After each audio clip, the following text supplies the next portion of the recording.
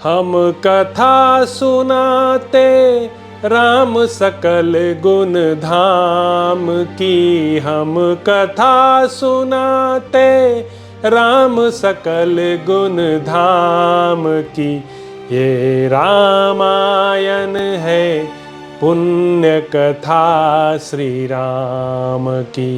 ये रामायण है पुण्य कथा श्री राम की। जम्बूदीपे भरत खंडे आर्यावर्ते भारतवर्षे एक नगरी है विख्यात अयोध्या नाम की। यह जन्म भूमि है परम पूज्य श्री राम की। यह जन्म भूमि है परम पूज्य श्री राम की। यह रामायण है पुण्य कथा श्री राम की। यह रामायण है पुण्य कथा श्री राम की। श्रीमद् वाल्मीकि रामायण भारत का स्वर्णिम महाकाव्य। वाल्मीकि रामायण सुंदरकांड। श्री सीतारामचंद्रभ्याम नमः। 52वां सर्ग। विभीषण का दूत के वध को अनुचित बताकर उसे दूसरा कोई दंड देने के लिए कहना तथा रावण का उनके अनुरोध को स्वीकार कर लेना। वानर शिरोमणि महात्मा हनुमान जी का वचन सुनकर क्रोध से तमतमाए हुए रावण ने अपने सेवकों को आज्ञा दी, इस वानर का वध कर डालो। दुरात्मा रावण ने जब उनके वध की आज्ञा दी तब विभीषण भी वहीं थे। उन्होंने उस आज्ञा का अनुमोदन नहीं किया, क्योंकि हनुमान जी अपने को सुग्रीव एवं श्रीराम का दूत बता चुके थे। एक ओर राक्षसराज रावण क्रोध से भरा हुआ था, दूसरी ओर वह दूत के वध का कार्य उपस्थित था। यह सब जानकर यथोचित कार्य के संपादन में लगे हुए विभीषण ने समयोचित कर्तव्य का निश्चय किया। निश्चय हो जाने पर वार्तालाप कुशल विभीषण ने पूजनीय ज्येष्ठ भ्राता शत्रुविजयी रावण से शांतिपूर्वक यह हितकर वचन कहा। राक्षसराज, क्षमा कीजिए, क्रोध को त्याग दीजिए, प्रसन्न होइए और मेरी यह बात सुनिए। ऊंच नीच का ज्ञान रखने वाले श्रेष्ठ राजा लोग दूत का वध नहीं करते हैं। वीर महाराज, इस वानर को मारना धर्म के विरुद्ध और लोकाचार की दृष्टि से भी निंदित है। आप जैसे वीर के लिए तो यह कदापि उचित नहीं है। आप धर्म के ज्ञाता, उपकार को मानने वाले और राजधर्म के विशेषज्ञ हैं, भले बुरे का ज्ञान रखने वाले और परमार्थ के ज्ञाता हैं। यदि आप जैसे विद्वान भी रोष के वशीभूत हो जाए तब तो समस्त शास्त्रों का पांडित्य प्राप्त करना केवल श्रम ही होगा। अत शत्रुओं का संहार करने वाले दुर्जय राक्षसराज, आप प्रसन्न होइए और उचित अनुचित का विचार करके दूत के योग्य किसी दंड का विधान कीजिए। विभीषण की बात सुनकर राक्षसों का स्वामी रावण महान कोप से भरकर उन्हें उत्तर देता हुआ बोला, शत्रुसूदन, पापियों का वध करने में पाप नहीं है। इस वानर ने वाटिका का विध्वंस तथा राक्षसों का वध करके पाप किया है, इसलिए अवश्य ही इसका वध करूंगा। रावण का वचन अनेक दोषों से युक्त और पाप का मूल था। वह श्रेष्ठ पुरुषों के योग्य नहीं था। उसे सुनकर बुद्धिमानों में श्रेष्ठ विभीषण ने उत्तम कर्तव्य का निश्चय कराने वाली बात कही। लंकेश्वर, प्रसन्न होइए। राक्षसराज, मेरे धर्म और अर्थ तत्व से युक्त वचन को ध्यान देकर सुनिए। राजन, सत्पुरुषों का कथन है कि दूत कहीं किसी समय भी वध करने योग्य नहीं होते। इसमें संदेह नहीं कि यह बहुत बड़ा शत्रु है, क्योंकि इसने वह अपराध किया है जिसकी कहीं तुलना नहीं है, तथापि सत्पुरुष दूत का वध करना उचित नहीं बताते हैं। दूत के लिए अन्य प्रकार के बहुत से दंड देखे गए हैं। किसी अंग को भंग या विकृत कर देना, कोड़े से पिटवाना, सिर मुड़वा देना तथा शरीर में कोई चिन्ह दाग देना, यही दंड दूत के लिए उचित बताए गए हैं। उसके लिए वध का दंड तो मैंने कभी नहीं सुना है। आपकी बुद्धि धर्म और अर्थ की शिक्षा से युक्त है। आप ऊंच नीच का विचार करके कर्तव्य का निश्चय करने वाले हैं। आप जैसा नीतिज्ञ पुरुष कोप के अधीन कैसे हो सकता है, क्योंकि शक्तिशाली पुरुष क्रोध नहीं करते हैं। वीर, धर्म की व्याख्या करने, लोकाचार का पालन करने अथवा शास्त्रीय सिद्धांत को समझने में आपके समान दूसरा कोई नहीं है। आप संपूर्ण देवताओं और असुरों में श्रेष्ठ हैं। पराक्रम और उत्साह से संपन्न जो मनस्वी देवता और असुर हैं, उनके लिए भी आप पर विजय पाना अत्यंत कठिन है। आप अप्रमेय शक्तिशाली हैं। आपने अनेक युद्धों में बारंबार देवेश्वरों तथा नरेशों को पराजित किया है। देवताओं और दैत्यों से भी शत्रुता रखने वाले ऐसे आप अपराजित शूरवीर का पहले कभी शत्रुपक्षी वीर मन से भी पराभव नहीं कर सके हैं। जिन्होंने सिर उठाया वे तत्काल प्राणों से हाथ धो बैठे। इस वानर को मारने में मुझे कोई लाभ नहीं दिखाई देता। जिन्होंने इसे भेजा है उन्हीं को यह प्राणदंड दिया जाए, यह भला हो या बुरा, शत्रुओं ने इसे भेजा है, यह उन्हीं के स्वार्थ की बात करता है। दूत सदा पराधीन होता है, अतः वह बद के योग्य नहीं होता है। राजन, इसके मारे जाने पर मैं दूसरे किसी ऐसे आकाशचारी प्राणी को नहीं देखता जो शत्रु के समीप से महासागर के इस पार फिर आ सके। ऐसी दशा में शत्रु की गतिविधि का आपको पता नहीं लग सकेगा। अतः शत्रुंगरी पर विजय पाने वाले महाराज, आपको इस दूत के वध के लिए कोई प्रयत्न नहीं करना चाहिए। आप तो इस योग्य हैं कि इंद्र सहित संपूर्ण देवताओं पर चढ़ाई कर सकें। युद्ध प्रेमी महाराज, इसके नष्ट हो जाने पर मैं दूसरे किसी प्राणी को ऐसा नहीं देखता जो आपसे विरोध करने वाले उन दोनों स्वतंत्र प्रकृति के राजकुमारों को युद्ध के लिए तैयार कर सके। राक्षसों के हृदय को आनंदित करने वाले वीर, आप देवताओं और दैत्यों के लिए भी दुर्जय हैं। अतः पराक्रम और उत्साह से भरे हुए हृदय वाले इन राक्षसों के मन में जो युद्ध करने का हौसला बढ़ा हुआ है, उसे नष्ट कर देना आपके लिए कदापि उचित नहीं है। मेरी राय तो यह है कि उन विरह दुख से विकलचित्त राजकुमारों को कैद करके शत्रुओं पर आपका प्रभाव डालने, दबदबा जमाने के लिए आपकी आज्ञा से थोड़ी सी सेना के साथ कुछ ऐसे योद्धा यहां से यात्रा करें जो हितैषी, शूरवीर, सावधान, अधिक गुण वाले, महान कुल में उत्पन्न, मनस्वी, शस्त्रधारियों में श्रेष्ठ, अपने रोष और जोश के लिए प्रशंसित तथा अधिक वेतन देकर अच्छी तरह पाले पोसे गए हों। अपने छोटे भाई विभीषण के इस उत्तम और प्रिय वचन को सुनकर निशाचरों के स्वामी तथा देवलोक के शत्रु महाबली राक्षसराज रावण ने बुद्धि से सोच विचार कर उसे स्वीकार कर लिया। 53वां सर्ग। राक्षसों का हनुमान जी की पूंछ में आग लगाकर उन्हें नगर में घुमाना। छोटे भाई महात्मा विभीषण की बात देश और काल के लिए उपयुक्त एवं हितकर थी। उसको सुनकर दशानन ने इस प्रकार उत्तर दिया। विभीषण, तुम्हारा कहना ठीक है। वास्तव में दूत के वध की बड़ी निंदा की गई है, परंतु वध के अतिरिक्त दूसरा कोई दंड इसे अवश्य देना चाहिए। वानरों को अपनी पूंछ बड़ी प्यारी होती है, वही इनका आभूषण है। अतः जितना जल्दी हो सके इसकी पूंछ जला दो। जली पूंछ लेकर ही यह यहां से जाए। वहां इसके मित्र, कुटुंबी, भाई बंधु तथा हितैषी सुहृद इसे अंग भंग के कारण पीड़ित एवं दीन अवस्था में देखें। फिर राक्षसराज रावण ने यह आज्ञा दी कि राक्षसगण इसकी पूंछ में आग लगाकर इसे सड़कों और चौराहों सहित समूचे नगर में घुमाएं। स्वामी का यह आदेश सुनकर क्रोध के कारण कठोरतापूर्ण बर्ताव करने वाले राक्षस हनुमान जी की पूंछ में पुराने सूती कपड़े लपेटने लगे।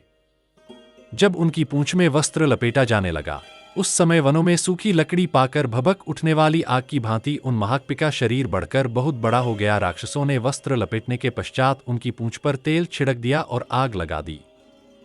तब हनुमान जी का हृदय रोष से भर गया।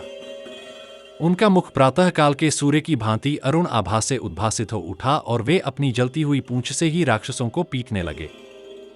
तब क्रूर राक्षसों ने मिलकर पुनः उन वानर शिरोमणि को कसकर बांध दिया। यह देख स्त्रियों, बालकों और वृद्धों सहित समस्त निशाचर बड़े प्रसन्न हुए। तब वीरवर हनुमान जी बंधे बंधे ही उस समय के योग्य विचार करने लगे, यद्यपि मैं बंधा हुआ हूं तो भी इन राक्षसों का मुझ पर जोर नहीं चल सकता।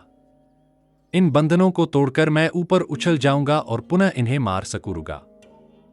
मैं अपने स्वामी श्रीराम के हित के लिए विचर रहा हूं, तो भी ये दुरात्मा राक्षस यदि अपने राजा के आदेश से मुझे बांध रहे हैं तो इससे मैं जो कुछ कर चुका हूं उसका बदला नहीं पूरा हो सका है। मैं युद्धस्थल में अकेला ही इन समस्त राक्षसों का संहार करने में पूर्णतः समर्थ हूं, किंतु इस समय श्री रामचंद्र जी की प्रसन्नता के लिए मैं ऐसे बंधन को चुपचाप सह लूंगा। ऐसा करने से मुझे पुनः समूची लंका में विचरने और इसके निरीक्षण करने का अवसर मिलेगा, क्योंकि रात में घूमने के कारण मैंने दुर्गरचना की विधि पर दृष्टि रखते हुए इसका अच्छी तरह अवलोकन नहीं किया था। सवेरा हो जाने पर मुझे अवश्य ही लंका देखनी है, भले ही ये राक्षस मुझे बारंबार बांधे और पूंछ में आग लगाकर पीड़ा पहुंचाएं, मेरे मन में इसके कारण तनिक भी कष्ट नहीं होगा। तदंतर वे क्रूर कर्मा राक्षस अपने दिव्य आकार को छिपाए रखने वाले सत्वगुणशाली महान वानरवीर कपिकुंजर हनुमान जी को पकड़कर बड़े हर्ष के साथ ले चले और शंख एवं भेरी बजाकर उनके रावणद्रोह आदि अपराधों की घोषणा करते हुए उन्हें लंकापुरी में सब ओर घुमाने लगे। शत्रुघ्न हनुमान जी बड़ी मौज से आगे बढ़ने लगे। समस्त राक्षस उनके पीछे पीछे चल रहे थे। महाकपि हनुमान जी राक्षसों की उस विशाल पुरी में विचरते हुए उसे देखने लगे। उन्होंने वहां बड़े विचित्र विमान देखे, परकोटे से घिरे हुए कितने ही भूभाग, पृथक पृथक बने हुए सुंदर चबूतरे, घनीभूत गृह पंक्तियों से घिरी हुई सड़कें, चौराहे, छोटी बड़ी गलियां और घरों के मध्य भाग, इन सबको वे बड़े गौर से देखने लगे। सब राक्षस उन्हें चौराहों पर, चार खंभे वाले मंडपों में तथा सड़कों पर घुमाने और जासूस कहकर उनका परिचय देने लगे।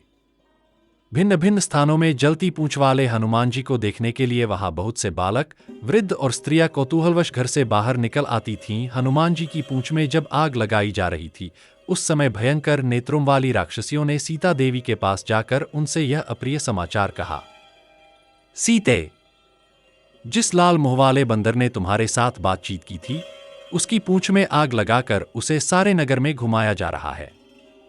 अपने अपहरण की ही भांति दुहक देने वाली यह क्रूरतापूर्ण बात सुनकर विदेहनंदिनी सीता शोक संतप्त हो उठीं और मन ही मन अग्निदेव की उपासना करने लगीं।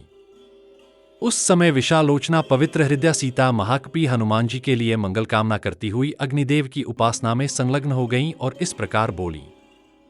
अग्निदेव, यदि मैंने पति की सेवा की है और यदि मुझ में कुछ भी तपस्या तथा पातिव्रत्य का बल है, तो तुम हनुमान के लिए शीतल हो जाओ। यदि बुद्धिमान भगवान श्रीराम के मन में मेरे प्रति किंचन मात्र भी दया है, अथवा यदि मेरा सौभाग्य शेष है, तो तुम हनुमान के लिए शीतल हो जाओ। यदि धर्मात्मा श्री रघुनाथ जी मुझे सदाचार से संपन्न और अपने से मिलने के लिए उत्सुक जानते हैं, तो तुम हनुमान के लिए शीतल हो जाओ। यदि सत्य प्रतिज्ञ आर्य सुग्रीव इस दुहक के महासागर से मेरा उद्धार कर सकें, तो तुम हनुमान के लिए शीतल हो जाओ। मृगनयनी सीता के इस प्रकार प्रार्थना करने पर तीखी लपटों वाले अग्निदेव मानो उन्हें हनुमान के मंगल की सूचना देते हुए शांत भाव से जलने लगे। उनकी शिखा प्रदक्षिण भाव से उठने लगी। हनुमान के पिता वायुदेवता भी उनकी पूंछ में लगी हुई आग से युक्त हो बर्फीली हवा के समान शीतल और देवी सीता के लिए स्वास्थ्यकारी, सुखद होकर बहने लगे।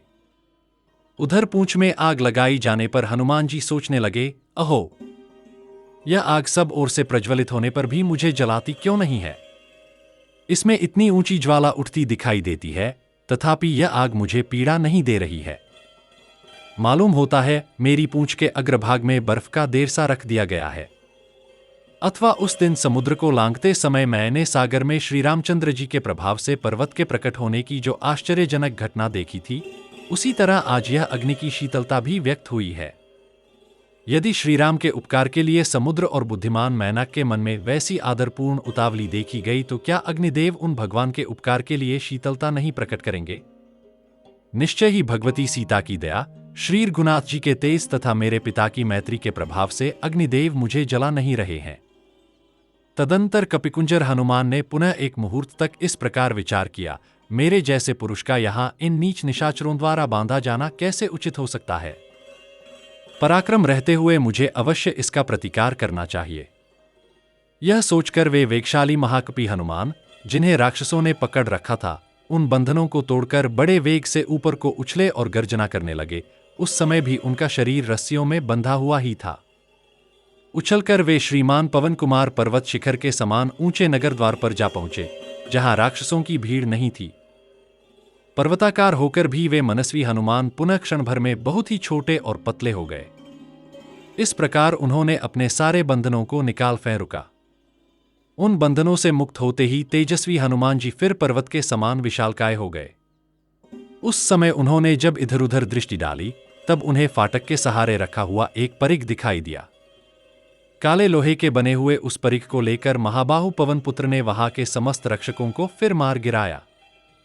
उन राक्षसों को मारकर रणभूमि में प्रचंड पराक्रम प्रकट करने वाले हनुमान जी पुनः लंकापुरी का निरीक्षण करने लगे। उस समय जलती हुई पूंछ से जो ज्वालाओं की माला सी उठ रही थी, उससे अलंकृत हुए वे वानरवीर तेजः पुंज से देदीप्यमान सूर्य देव के समान प्रकाशित हो रहे थे। हम कथा सुनाते राम सकल गुण धाम की, हम कथा सुनाते राम सकल गुण धाम की। ये रामायण है पुण्य कथा श्री राम की, ये रामायण है पुण्य कथा श्री राम की। जम्बूदीपे भरत खंडे आर्यावर्ते भारत वर्षे एक नगरी है विख्यात अयोध्या नाम की। यह जन्म भूमि है परम पूज्य श्री राम की, यह जन्म भूमि है परम पूज्य श्री राम की। यह रामायण है पुण्य कथा श्री राम की, यह रामायण है पुण्य कथा श्री राम की।